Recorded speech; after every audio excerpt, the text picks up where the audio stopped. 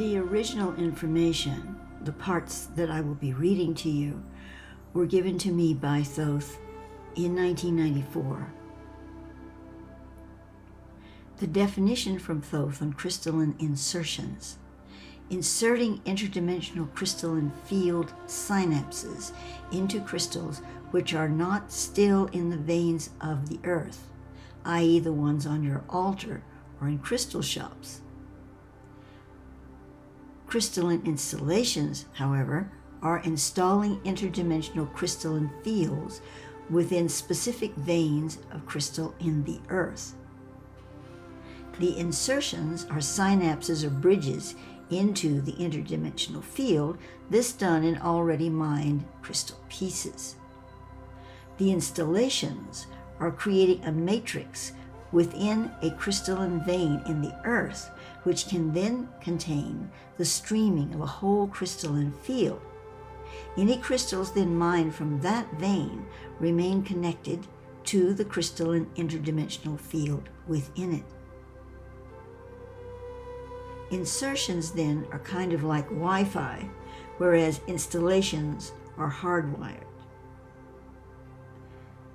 And it really goes without saying, but I will say it, that the hardwired versions, when you cut a crystal out of one of those matrices, it then in a way becomes a Wi-Fi crystal because you have it in your hand now and it is not part of the original matrix. However, it is more strongly connected than one that was not originally part of that field. But either way, you are interacting with the Atlantean crystalline matrix. An insertion can be programmed into the crystal by ultra beings or by the user of the crystal, who can call upon the crystalline guardians, for lack of a better word, to create the insertion. That insertion can change. It can be taken out and another put in by the programmer. If the crystalline field is not already installed in the earth, it cannot be inserted into an individual crystal, usually. There are very rare exceptions.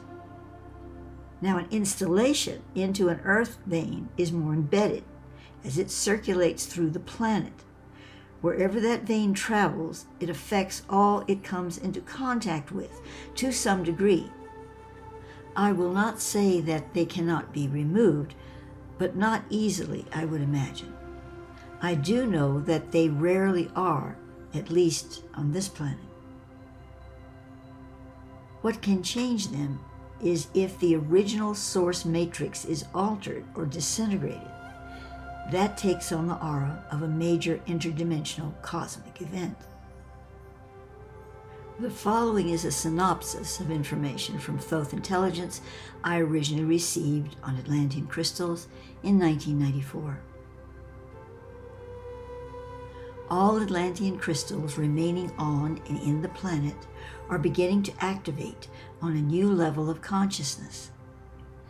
They are the seed crystals for alignment of the earth and human element to the light grid of the third millennium, that is the future time wave. Now, again, I've mentioned this before, millennium is a word that can be confusing as used here, but Thoth is not referring to 100 years. I don't know why he actually uses the word millennium in this context, but he has for many years. First, second, and third millennium are aspects of the time wave integration that we are receiving.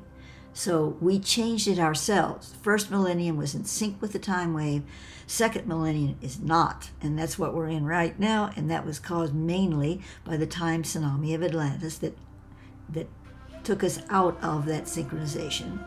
And the third millennium is moving us back into that time wave synchronization with the Rana time wave, and that is basically when we are in the new Earth star. Perhaps a little bit before, as we really become harmonized within the Pyraminus radius. So to continue. Many of these crystals are now in etheric retreats and the inner earth, but some are still in circulation upon the surface of the planet. During the age of Atlantis, especially in its last years, most of these crystals were transported to other sacred areas of the planet to perpetuate the Earth's connection to the atosic light grid or true light matrix of our spiritual creation.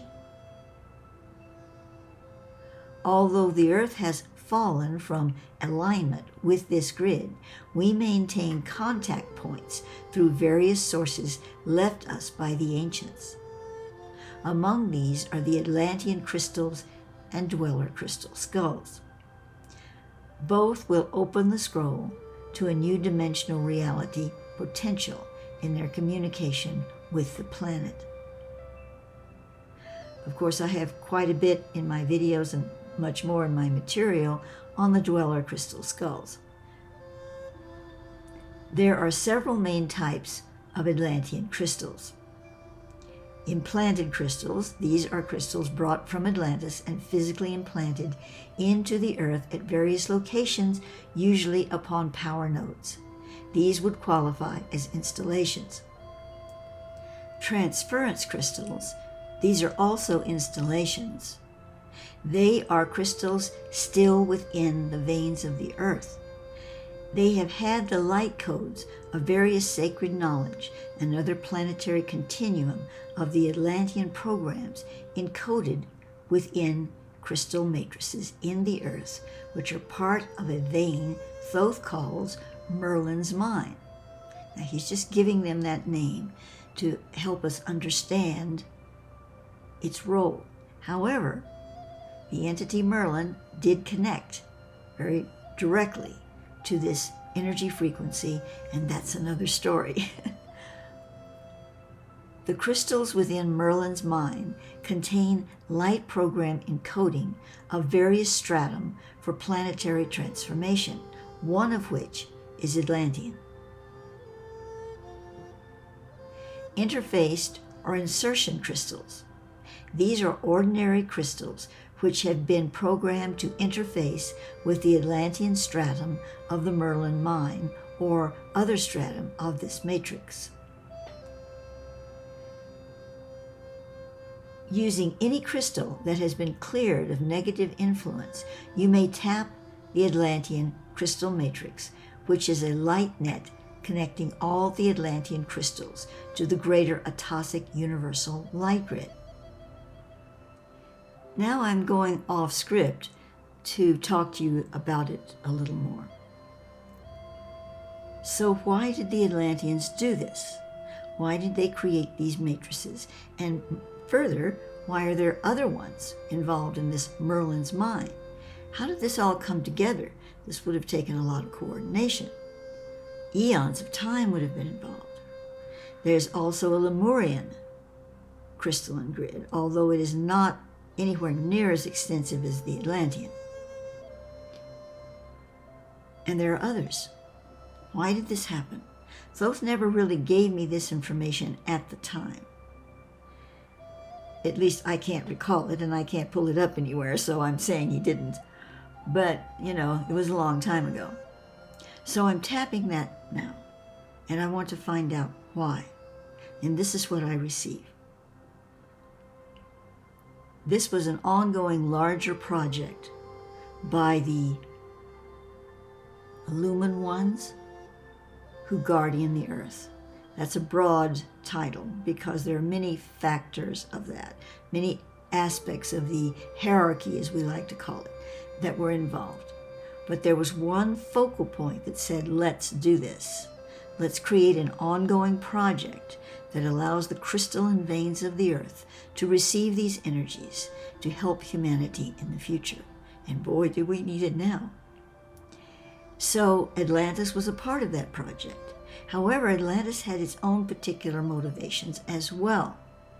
And that is, for a long time, and I mean a long time, thousands of years, they knew that their civilization would probably end badly.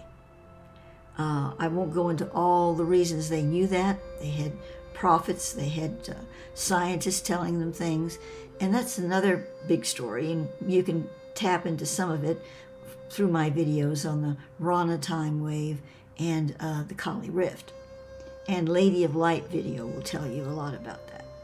But they just knew this. They didn't know all the details, and they were trying to keep it from happening. And ironically, the very way they really tried to keep it from happening toward the end was what caused it.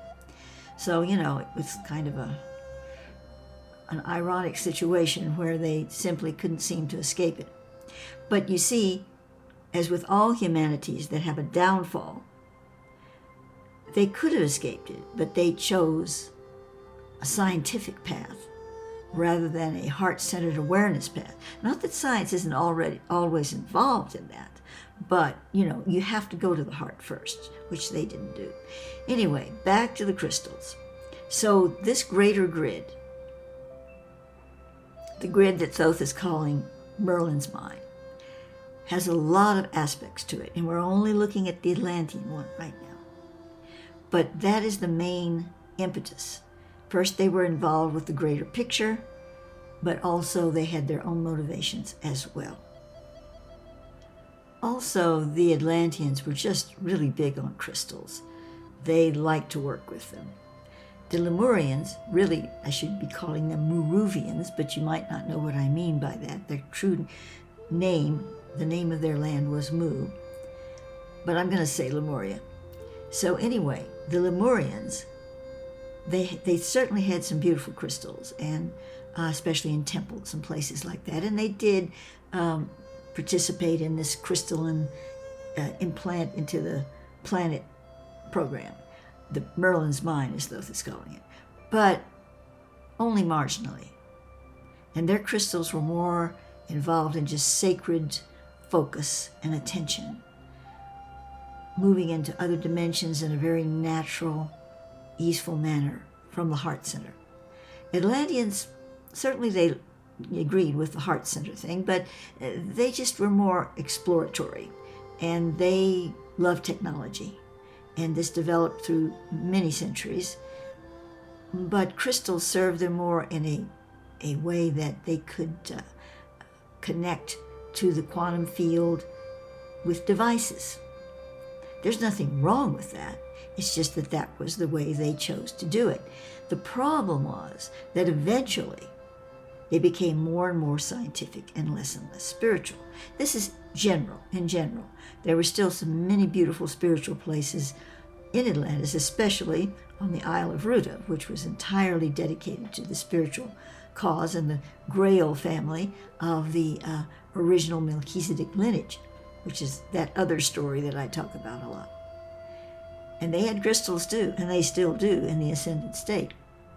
So we're speaking about a long period of time here, and a lot of different ways of looking at crystals and using them in that very long Atlantean epoch.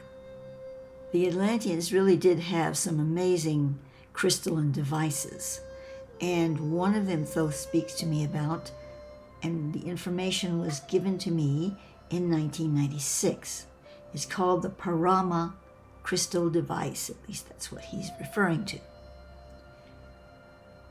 A Lemurian type crystal device used to create a Parama field, which is a geometric wave pattern that aids in clearing natural and unnatural distortion fields of most kinds, such as biophysical, geometric, electrical, and magnetic.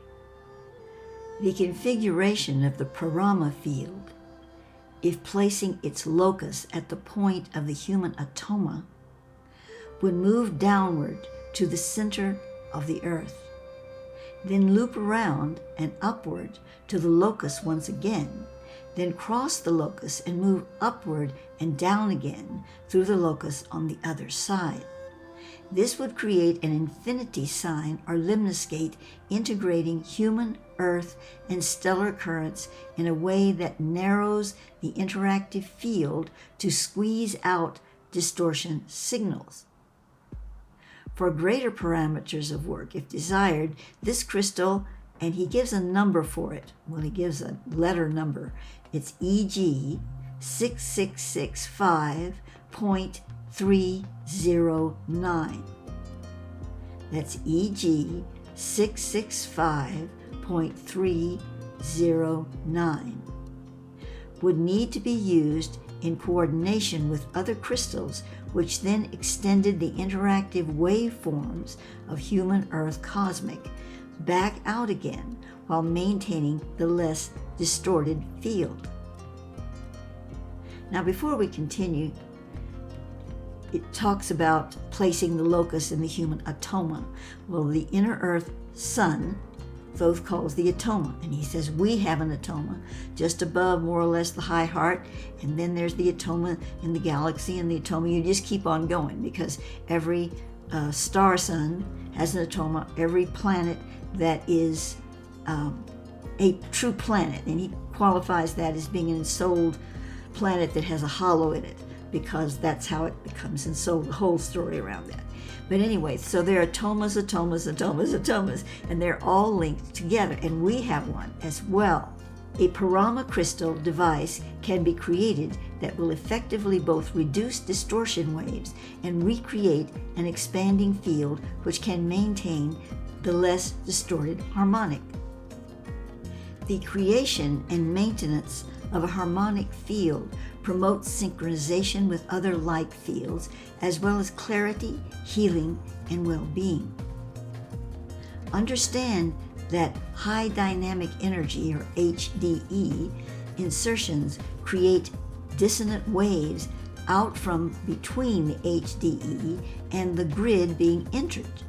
Thus, the harmonic maintenance of the Parama allows HDE insertions into planetary and biophysical grids with little distortion of the field.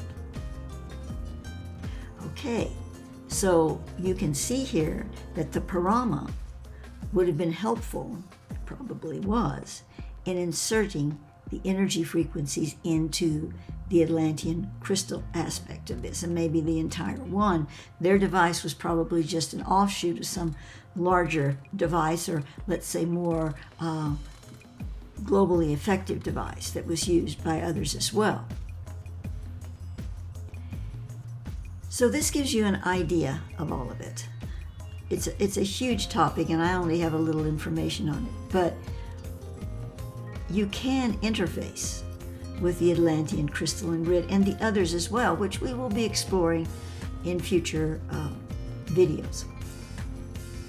But at this point, I would like to take you on a visual and an audio journey so that you can go into these frequencies and just feel the connection to them, kind of prime the pump for your receipt of these fields directly into your bodies. Hey, we are crystalline beings. I know we haven't reached the pure gem vibration yet, but we already have crystalline components in our DNA. Let us just move this energy together and create a matrix of our own to receive these crystalline frequencies.